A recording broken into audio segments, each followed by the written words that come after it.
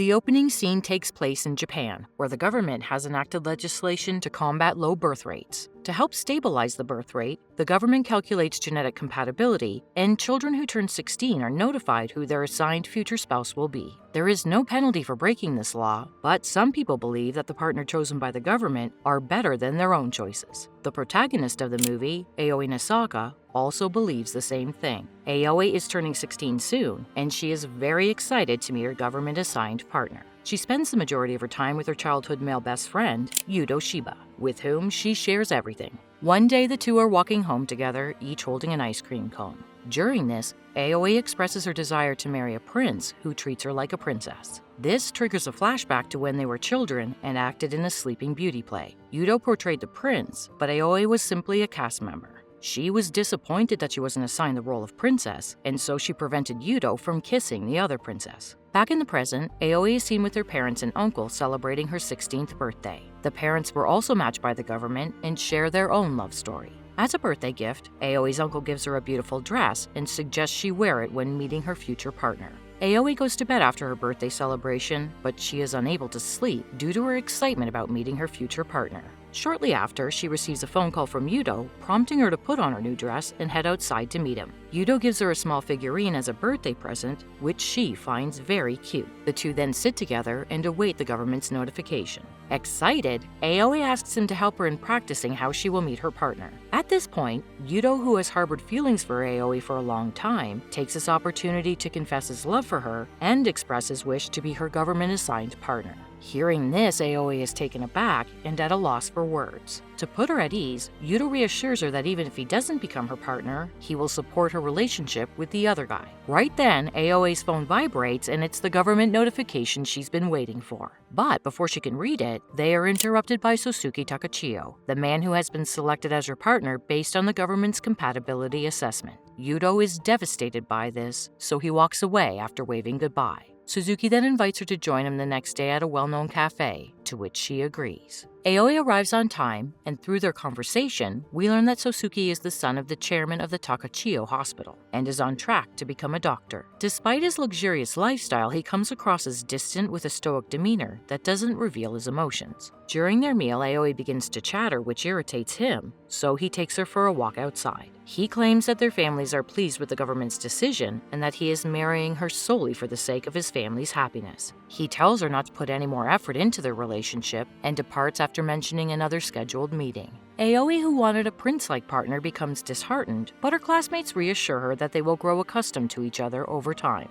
A few days pass, but there seems to be no improvement, and Sosuke is still cold as usual. It becomes apparent that he is not at all interested in Aoi and is simply fulfilling his obligation. During a lunch at an upscale restaurant, Aoi discovers that Sosuke hasn't told his friends about her. She tells him not to force himself to see her every day. Feeling dejected, Aoi walks away, and on her way back she meets Yudo, to whom she confides everything. After hearing all this, he says it's a sign of someone liking someone and advises her not to give up on him. After a few days of deliberation, she decides to go to Suzuki's house and meet his parents. The father informs her about his hospital and urges her to persuade Suzuki to take over his responsibilities when he retires. He also suggests that she develop the skills needed so that she can assist him in managing their family business. However, Suzuki becomes furious upon overhearing their conversation and takes Aoi with him, warning his parents to not manipulate his woman with their ideals. This suggests that Suzuki has a strained relationship with his parents.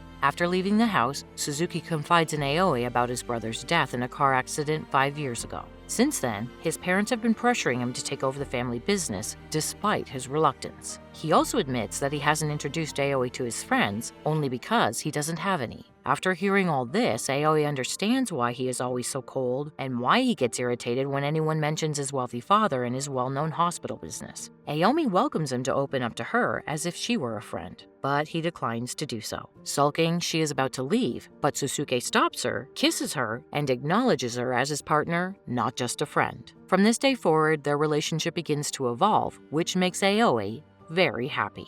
One day, she takes Suzuki to a shop to purchase a gift for Yudo's birthday. Suzuki is envious of her relationship with her best friend, but Aoi is relieved that he has finally expressed his feelings. In an attempt to comfort him, Aoi embraces him, and they share a romantic kiss. On Yudo's birthday, Aoi presents him with a shawl and asks him about his assigned partner. However, he brushes off the subject by stating that she lives a long distance away. Aoi doesn't want Yuto to be alone on his special day, so she invites him to join her and Sasuke. As a result, she introduces him to Sasuke, and much to her relief, the two hit it off immediately. After having fun for the entire day, the trio head home. On the way, Aoi spots a cute cat figure inside the shop and decides to check it out. Outside, Yuto starts talking to Sasuke about Aoi and indirectly suggests that he may not be the best match for her. This sparks an argument and a minor brawl between the two. When Aoi notices this, she stops them and Yuto walks away angry. As he walks her home, Sasuke agrees with Yuto that he isn't the right person for her.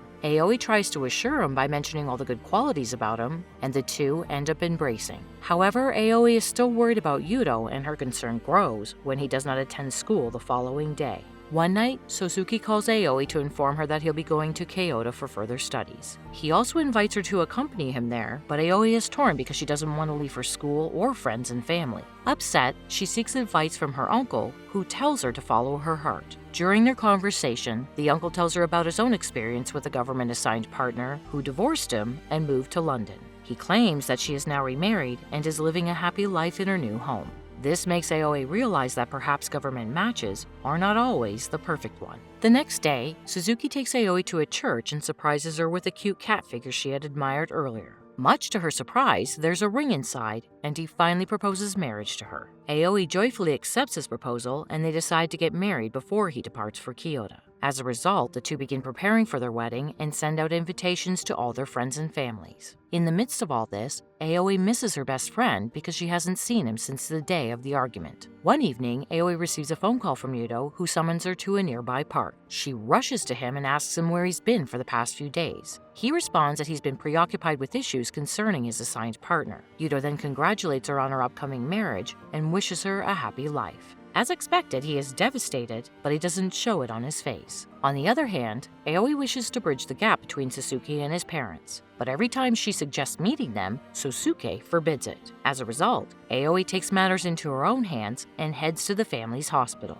Upon arrival, she recommends his father consider Suzuki's feelings as well. However, the old man refuses to budge on their family traditions and tells Aoi that Sasuke must continue the legacy. Hearing this, an upset Aoi walks out of the hospital, but right then, she spots Suzuki heading towards his father's office and follows him there. Aoi overhears their conversation and learns that Yuto actually has a stage 3 brain tumor. Suzuki asks his father to write a referral so Yuto can travel abroad for advanced treatment. In order to persuade his father, he agrees to take over the hospital business. He also asks his father not to tell Aoi about it because he has promised Yuto that he will keep it a secret. Later that day, Suzuki meets Yuto and hands over his father's referral letter. From their conversation, we learn that Suzuki found out about Yuto's cancer on the day they had their argument, and since then, he has been doing everything he can to help Yuto. It is also revealed that Yuto was not assigned a partner due to his disease, and he lied to Aoi to protect her happiness. Following this, he shares everything he knows about Aoi and makes Suzuki promise to keep her happy for the rest of her life. Meanwhile,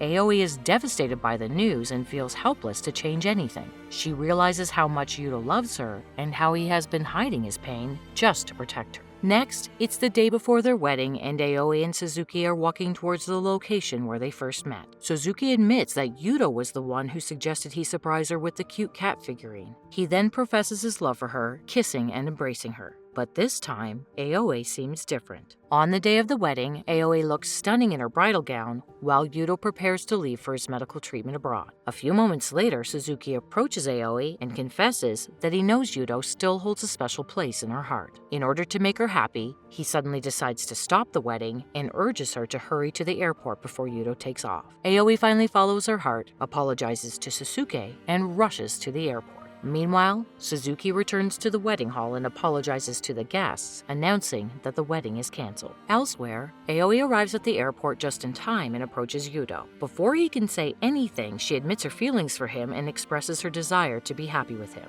Despite his attempt to disclose his illness, Aoi interrupts him with a kiss. With this, Yudo is overjoyed to have the love of his life by his side. The two then fly abroad and enjoy the most peaceful and joyful days of their lives, regardless of how dire the situation is. It appears they are bound by an unbreakable bond as they create some golden memories together. Eventually, Yudo loses his battle and passes away. Aoi returns to Japan alone and encounters Sosuke, who has now taken over his family's business.